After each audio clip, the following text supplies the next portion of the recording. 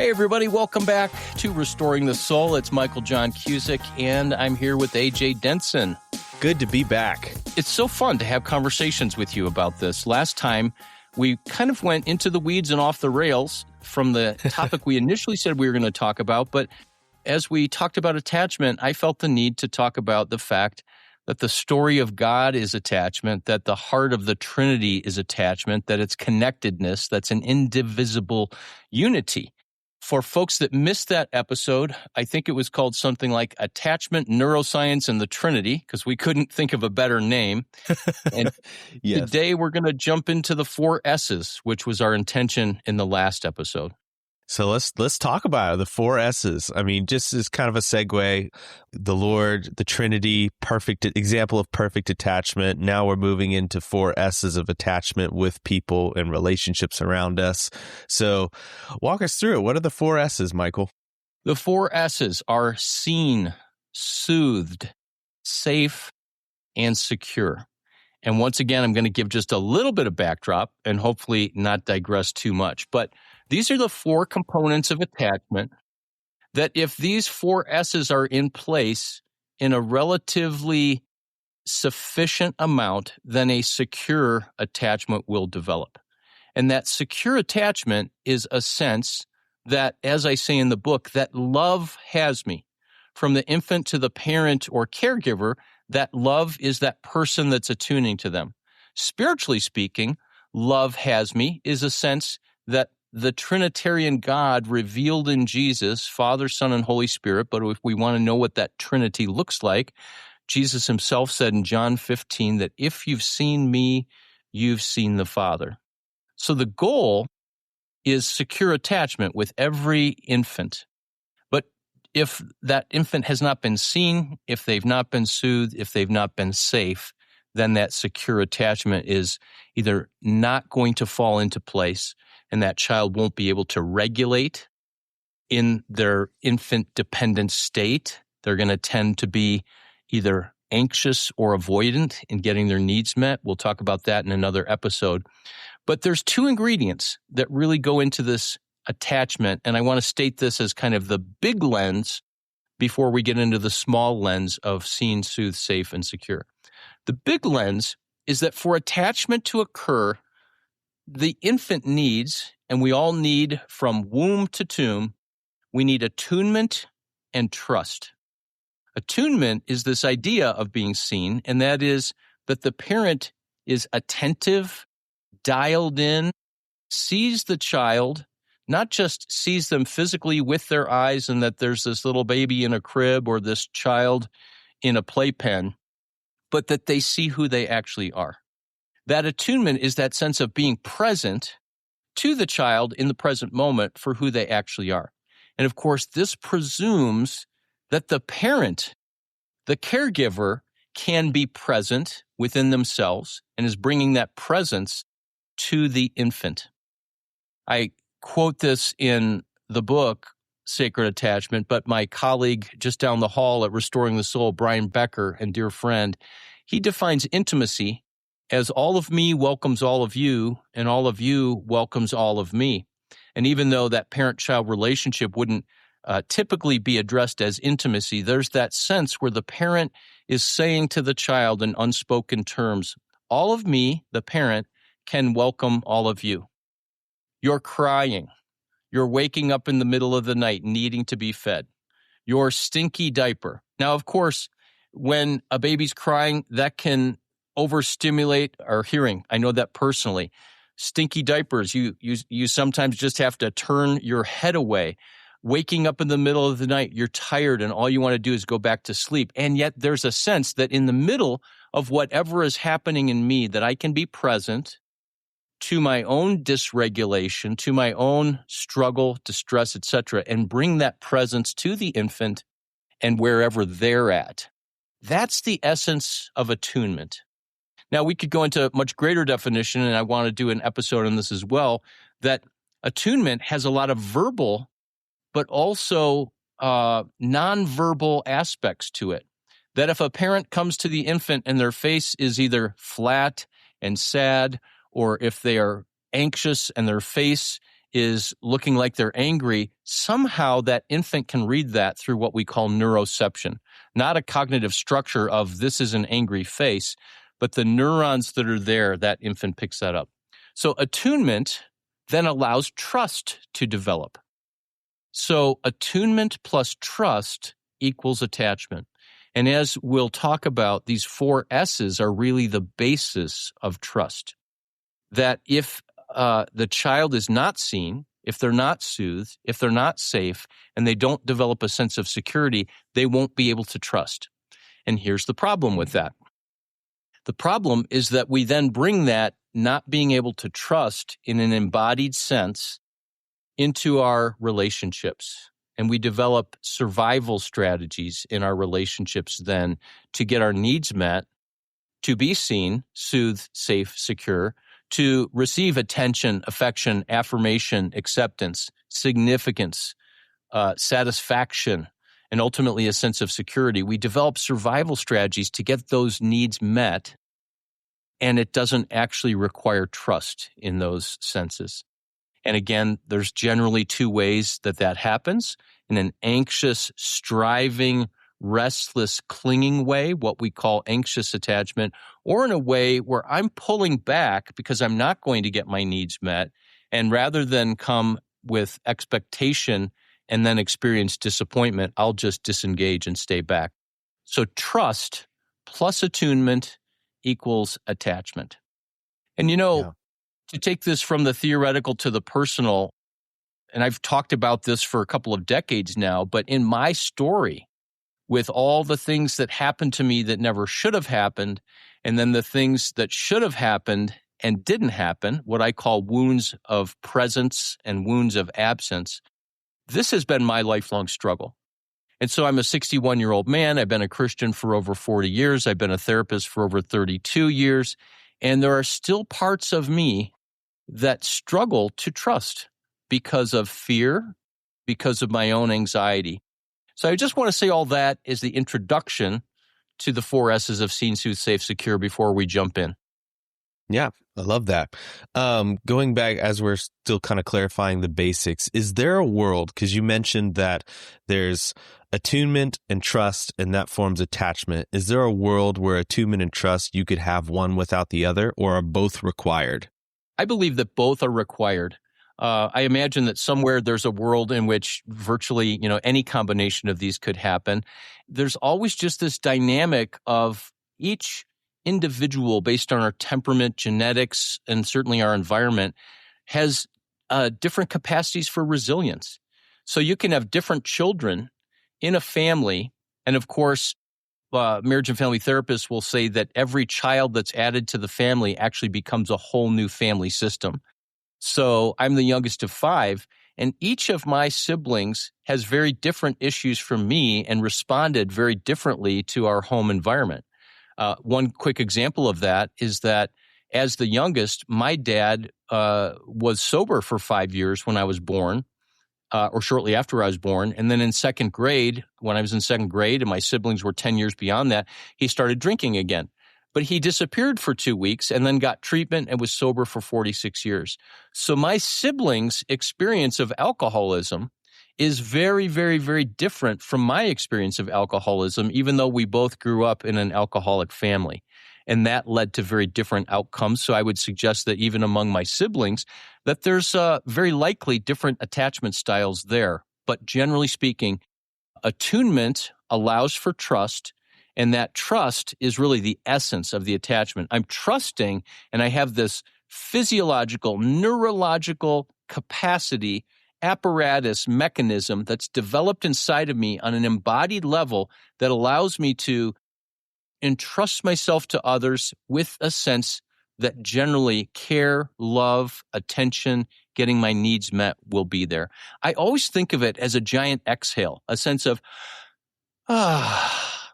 And as a dad, I remember, from the earliest weeks of being with both of my kids, they would become distressed for various reasons and whimper, and I won't do it here, but then there would eventually be this sense of holding them, compressing them, singing to them, talking in a quiet, higher voice. there would be this sense of, and they would just relax.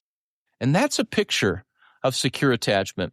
I want to go to Psalm 131, and you've heard me talk about this before at the men's weekend, but this is kind of a life verse for me. And in Psalm 131, we see this picture of this kind of secure attachment where the psalmist is saying, God, my eyes are not haughty, my heart is not proud.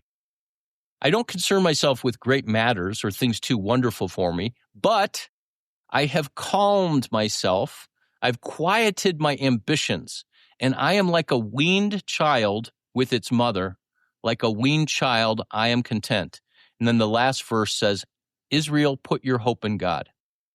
I would suggest that the only way that we can have a resilient, sustained sense of hope is if there's something in us that's calm, that's quiet and not striving, that has actually received the nourishment and nurturing that we needed as an infant all the way into adulthood, this idea of from womb to tomb, and therefore we can have a sense of contentment. And like Paul say, I can be content in all circumstances. That's not just an idea that we memorize Paul's scripture of I can be content in all circumstances, and on the count of three, we try to be that way. Because I've never been able to manufacture that. Instead, it's a deep embodied experience of calm, quiet content. Yeah, that's incredible. So with that being said, you have an incredible illustration of the 4 S's when you explain it. I've heard you explain it. But walk us through kind of the 4 S's, those stages, and how we get from seen, safe, soothed to secure, and what that can look like practically. Yeah, you bet. So scene, and I'm going to say this just because if people are listening, the scene might not click. This is not SCENE like a movie scene or a scene from a play. This is SEEN. And of course, we use this a lot. I see on social media people saying, oh, well, this person didn't see me and I don't feel seen. And part of why that language is there, even though like so many words today, it's become overused and tired, this is where the parent or caregiver, and I'm using that word caregiver because in our world today, many children were raised in daycare or with caregivers that were not their parents. But I'm generally referring to the parent. If I use the word caregiver, that's why I'm using that. And my own daughter, who was we adopted from China for a year, she was attended by, we got to meet some of the caregivers, and they were very loving, attentive, committed people, but an insufficient number of them. This is all about the parent saying, in their mind, so to speak, they're not saying this to the child, but seen is, I get you. I'm going to go through each of these with the little phrase. Soothed is the parent saying, I've got you. Safe is the parent saying, I've got this. And then secure is the parent saying, love has you. My love has you. My presence has you. So now let me go through these one by one. So for the child who is seen, they will grow up through their life into being an adult that senses that they were attuned to and their needs were attuned to. And as I go through this list, I'm not going to give examples of the opposite in every sense, but families who starting at the very beginning had a model of parenting, for example, that put the child in a place of distress. And when our son was born, I'm not going to mention the name of the book. Listeners of this generation will probably know the book. But when our son was born in 1998, there was a popular book around that talked about the way to raise a child where it can be a family-centered and a parent-centered family as opposed to that child becoming a child-centered family, which I agree with, by the way. You can have a parent and family-centered family without it being around the child. But the teaching at that time was that you just let babies cry and cry and cry until they finally stop. And I remember I was in a small group and there were different parents and we were kind of arguing about this and one mother saying, it just breaks my heart to stand there, 1, 2, 3 hours and the baby is crying. And now we know through attachment theory and neuroscience that actually had the potential to damage the child's attachment structure. And my opinion on this is that there were well-intentioned but misguided people that were teaching that material, and that it was really, hey, our life is not going to revolve around this child. But part of child raising is that for a period of time, your life does need to revolve around the child. And there's going to be long nights interrupted by a crying baby and when they're not sleeping. And that's just part of the deal.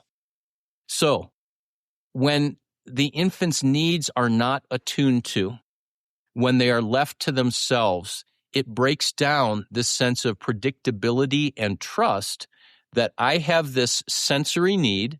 I'm hungry, I'm cold, I'm in pain, I have an uncomfortable diaper, someone is going to come and attend to me. Second big category under the sense of being seen is that the adult will be able to look back on their story and sense that they were accepted and known for who they actually were, that they felt understood regardless of their behavior.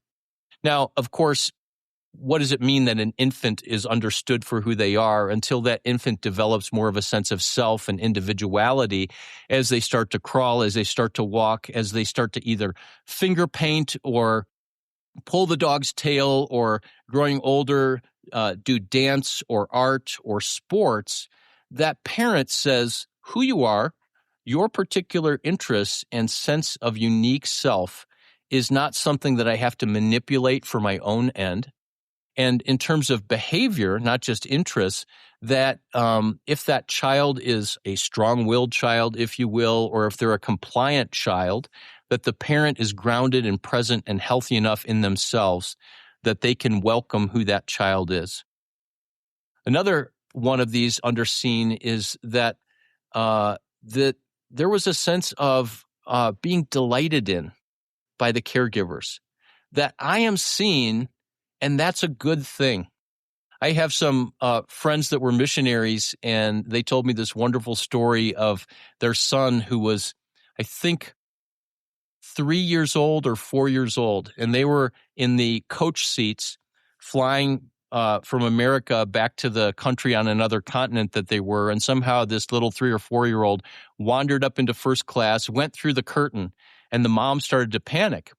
And everybody on the plane was apparently awake. You know, they were preparing for their meal or something. And he came to the curtain facing the back of the plane, and he pulled back the curtain and he said, "Here I am, everybody." And that is such a picture of the freedom of a child who understands that it's good to be seen. And most of us grow up, especially if we're not seen, or if we've been seen in a way where it's unfavorable. Oh, you're a boy and you like to dance? Or you're a boy and you like to do art? Or you're a boy and you don't like to do sports? I guess you're a fill in the blank. You're just a little girl, that kind of thing. So this deep need to be seen. I love how John Eldredge described part of the parenting role years ago. He said that the role of the parent is primarily to unveil the child's glory. And I've never forgot that, because, you know, so much of our parenting is, God forbid we go with this idea that came out, 40 years ago in a lot of Christian parenting, and that is that the goal is to break the child's will. And we're seeing the fruit of that today with a lot of rigidity and a lot of deconstruction that results in walking away from the faith. I don't want any part of that, because that becomes the embodied reality. If a parent's goal is to break the child's will, then that person is either going to become rigid and resist and push back against rules and regulations, or they're going to falsely become compliant and defer out of their sense of who they really are. The next one, and there's just two more of these around being seen, is that the child was given time and attention, which communicates value. I grew up in an age where my dad worked 1.5, at times 2 full-time jobs, and he was exhausted. And in some ways, as I aged, he was around for sports and things like that. But I remember as a younger person, sometimes walking in and he was just lost in the newspaper. And that sense of that was his time and didn't look up, and God bless him, he had raised 5 kids, but that sense of I'm lost in the newspaper. Today it might be that I'm lost or giving my attention to social media, and the kid is over here tugging on the sleeve saying, Dad, Dad, Dad, or Mom, Mom, Mom. And so when an adult who goes to work, makes money, has an infinite number of hours in the day and the week, when we shift our attention and give that time and attention to the child, it actually communicates, I have value.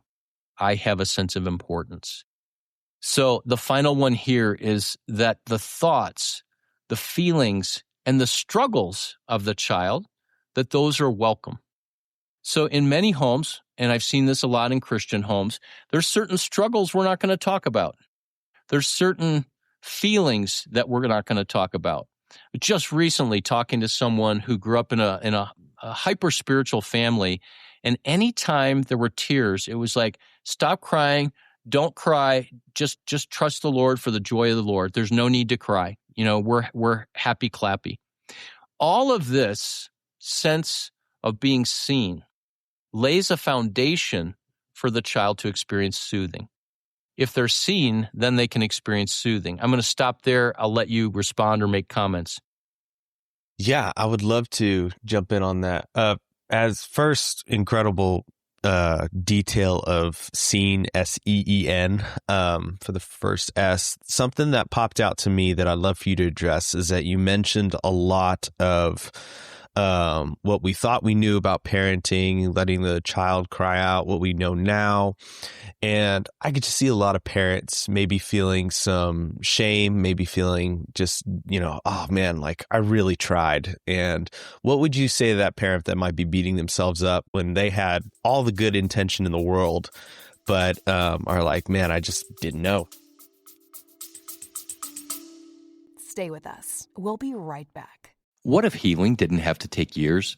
Hey friends, it's Michael. At Restoring the Soul, we guide men, women, and couples through intensive counseling that brings deep transformation, often in just a few weeks. And our mission is fueled by generous people like you. Now you can become a monthly partner by setting up a recurring donation of any amount. If you give $20 or more on a monthly basis, I'll send you a signed copy of my book, Sacred Attachment. To set up a monthly gift, visit restoringthesoul.com and click Donate. Make sure in the notes section to type the word book. Thanks for helping to restore lives. Yeah, thank you so much. Because, I want to talk about the hope in all of this. Secondly, I appreciate your compassion and just thinking about that. So first of all, the Lord knows our hearts. And for a parent that took the time to read a book, like that book that was popular when my son was born, our firstborn, that actually shows a level of care and concern that I would like to think as the parent lives out that concern and care, yes, there might be this wound there in the person's nervous system, but the beautiful news and the whole reason we're talking about this is that attachment can be healed. In the secular conversation, we call it earned attachment. I don't like that term because it implies that somehow I am, as an adult, working in a way where I'm earning love. Instead, I think Chuck DeGroat is the one that first introduced this to me, and I like the word received attachment. That as an adult, I can open my heart in ways that are vulnerable and potentially risky, and learn both in my nervous system, in my body, in my mind, and in my emotions that I can trust, that I can be attuned to.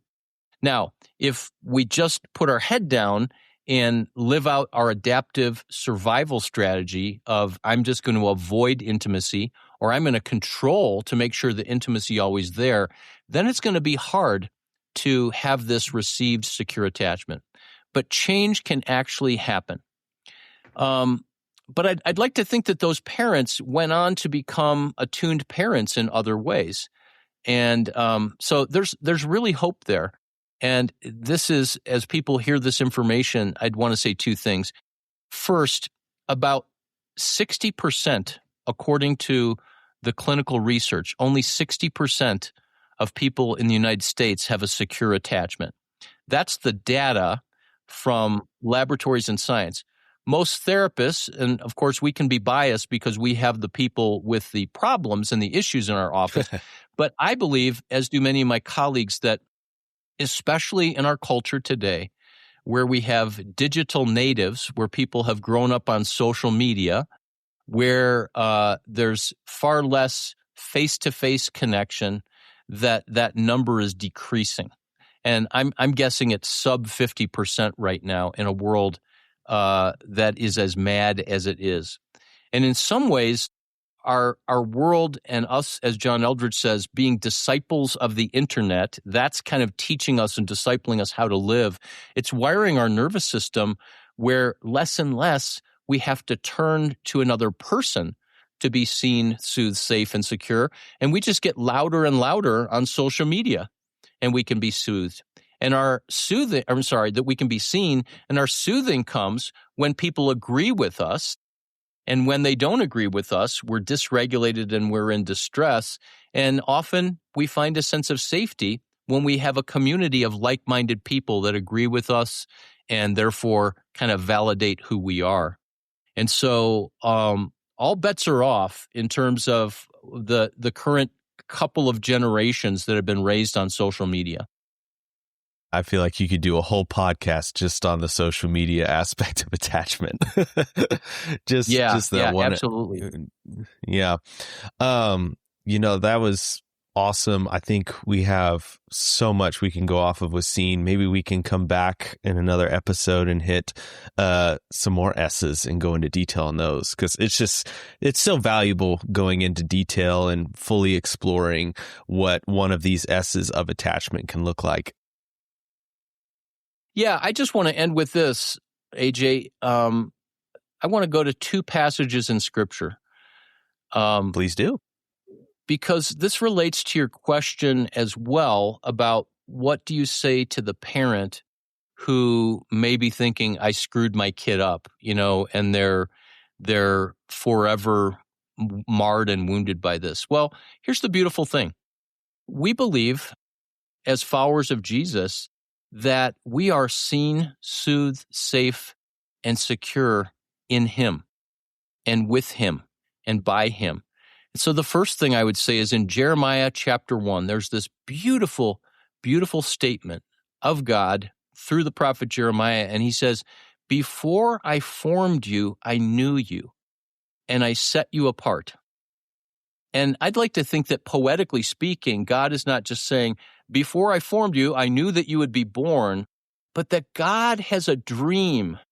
In God's imagination, the Father, Son, and Holy Spirit, somewhere before time began, had a dream and an imagination for an AJ, for what you would be like, for what your temperament would be. And I like to think about how my wife and I, before we ever had a child, we dreamt about Christmas mornings, because we both had an image and family photos of us, at 2, 3, 4, 5, in our little footy PJs, Christmas morning, opening packages, birthday cakes, party hats, first report cards, going to soccer games, all of those things, whether it ever materialized in that particular way. That's the dream and that's the imagination before the child is even here.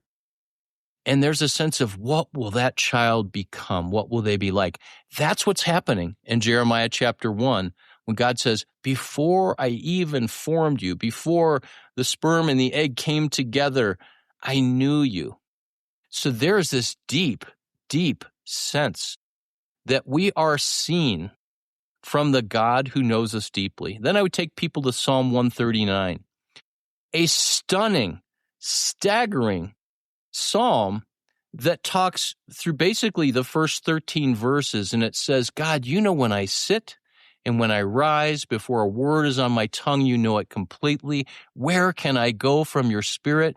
And then the famous verse that says, for you knit me together in my mother's womb and created my inmost being. and I'm fearfully and wonderfully made. And that inmost being is repeated a lot through Scripture. Psalm 103, John 7, Ephesians 3, verse 16, about being rooted and established in our, quote, inmost being in his love. And that inmost being is our true self that God created in Michael and in you, dear listener. God created a true self that before he formed you, he actually knew that. And his passion is to watch that develop and grow, but more than that, to the degree that that has been marred or broken. I think of an acorn that's been crushed, that God still wants to develop this oak tree with roots that go deep into the soil of his love, with a trunk that grows up strong, with branches that spread out so the birds of the air can come and make their home there and nest, and beautiful green flourishing leaves, dropping acorns everywhere. That's the goal, is created us, knowing us and seeing in us in our every moment, and then creating us to then be able to be generative and to give to others. The last thing I'd say is that there might be listeners here, and I know that I just said 5 minutes ago that the last thing I would say, but this is the last thing. The final. The final. There's probably listeners, just like myself in the past, and sometimes now, who are going, this is not good news. Because if I'm seen, boy, that's not good. If I'm seen and God knows my thoughts, if I'm seen and God knows what I've done in secret that nobody else knows, if God knows what happened to me way back when, and I've never told another human being about that, then God will surely be disgusted with me. God will be disappointed with me. God will be frustrated with me. As one of my friends who's a financial guru said, I've always felt like I was never a good return on God's investment. So here's the words that I want to say to you, and I would pray that the listener could somehow take these in by faith, hoping against hope that maybe it's true. And that is, no matter what your thoughts are, no matter what you've done in the past, no matter what happened to you in the past, even if you did that this morning, the God that looks like Jesus wants to come closer and closer and closer to you, because he sees you and he doesn't see the wounding. He doesn't see the sin. He doesn't see how you've mishandled your pain. He sees your heart, that before he formed you, he knew you, and his eyes light up. His eyes sparkle. There's a smile on his face. And if it's wounding or trauma or heartbreak, then that smile is there and holds at the same time a sorrow for what has been done to us. So this God that looks like Jesus is a God of complete presence, never forsaking, never abandoning, and a presence of complete tenderness and mercy and compassion. Therefore, just like the parent needs to delight in the child for who they actually are, not who the parent wants them to be, our God revealed in Jesus is the God that delights in us, not for who we should be, not for who we will be, but for who we actually are. And that is the good news. So we've wrapped up another episode of Restoring the Soul. We want you to know that Restoring the Soul is so much more than a podcast. In fact, the heart of what we have done for nearly 20 years is intensive counseling. When you can't wait months or years to get out of the rut you're in, our intensive counseling programs in Colorado allow you to experience deep change in half-day blocks over 2 weeks. To learn more, visit restoringthesoul.com. That's restoringthesoul.com.